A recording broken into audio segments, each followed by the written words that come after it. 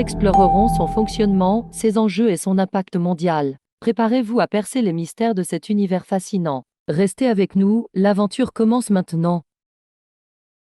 Le Bitcoin, cette monnaie purement virtuelle, est considérée par certains comme une des plus belles escroqueries du siècle, par d'autres comme une alternative crédible au dollar ou à l'euro. Qui faut-il croire? On en parle avec Pierre-Henri Thomas du magazine Tendance, il est avec nous en plateau. Bonjour Pierre-Henri. Bonjour Bruno. Alors, un petit mot. Tout d'abord, peut-être pour rappeler, c'est quoi le Bitcoin et comment ça fonctionne? Oui, ça a été créé en 2008 et c'est une monnaie virtuelle qui n'existe que sur Internet et qui est cryptée, donc qui est infalsifiable. Contrairement à un billet de banque que vous pouvez falsifier, enfin bon, là la monnaie virtuelle est cryptée, donc elle est infalsifiable.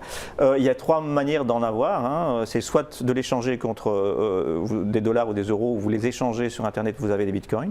Soit vous vendez un bien et à quelqu'un qui vous donne des bitcoins, soit vous faites partie du système de contrôle qui est public et qui trace chaque transaction. Et pour ce travail, vous recevez des bitcoins. Mais bon, au départ, c'était des particuliers qui le faisaient. Maintenant, ce système est tellement compliqué, lourd et demande tellement d'investissement matériel que ce sont des professionnels qui peuvent gagner de l'argent, des bitcoins, par ce moyen. Mais le système repose sur un système de peer-to-peer. C'est un peu comme les logiciels qu'on téléchargeait à l'époque. C'est entre un particulier et un autre. Il n'y a pas d'intermédiaire. La monnaie légale, il y a un intermédiaire, les banques et la banque centrale qui émettent. Ici, non. Simplement, c'est en effet une transaction entre vous et moi via Internet qui fait en sorte qu'il y a un bitcoin. Le bitcoin, c'est une sorte de signature électronique qui vaut de l'argent. Et vous dites qu'il n'est pas falsifiable, il a certaines caractéristiques de transparence, Pierre-Henri.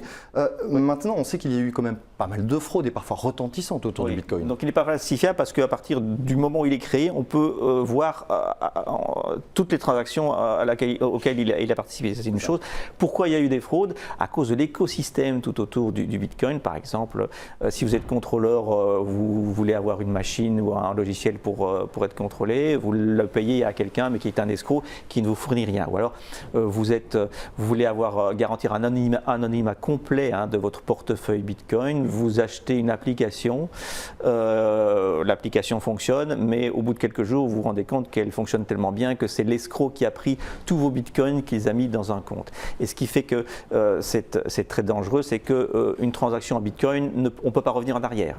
Elle est irréversible. C'est ça, donc la fraude a plus lieu ici sur la transaction que sur la monnaie elle-même. Malgré tout, on voit que ça ne fait pas spécialement peur ici aux gens, puisqu'on voit que le cours est en train littéralement d'exploser. Oui, il a toujours été très volatile. On est passé de moins d'$1 à 1250 $ en 2013. Aujourd'hui, en effet, en quelques semaines, on a doublé. On est passé de 200 $ environ à l'été à 400 à peu près aujourd'hui.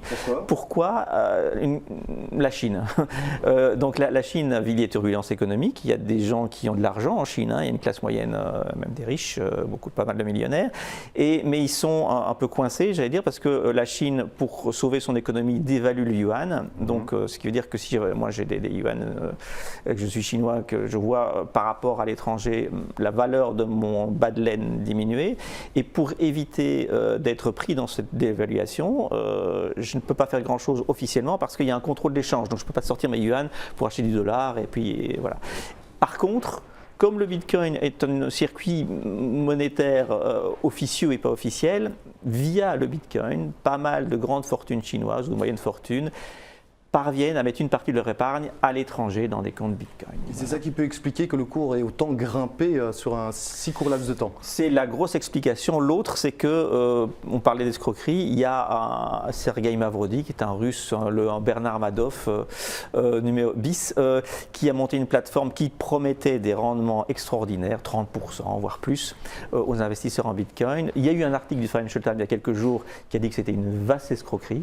Donc le Bitcoin a un peu baissé, mais ça avait attiré quand même pas mal d'épargnants un peu naïfs. Voilà. Ça veut dire que le Bitcoin, c'est vraiment dangereux, ou bien il faut peut-être faire la part des choses aussi? Alors, c'est dangereux, mais il faut faire la part des choses parce que derrière, il y a technologie infalsifiabilité pour le transfert monétaire qui est assez géniale, qui est assez exceptionnelle et qui intéresse les professionnels. Un exemple, Visa, le Nasdaq et Citigroup ensemble ont acheté une de ces startups spécialisées dans cette cryptographie, dans ce contrôle de la chaîne Bitcoin. Et ça, à mon avis, c'est ce qui va rester, en tout cas dans les années et les décennies à venir du Bitcoin. C'est certainement en tout cas cette technologie.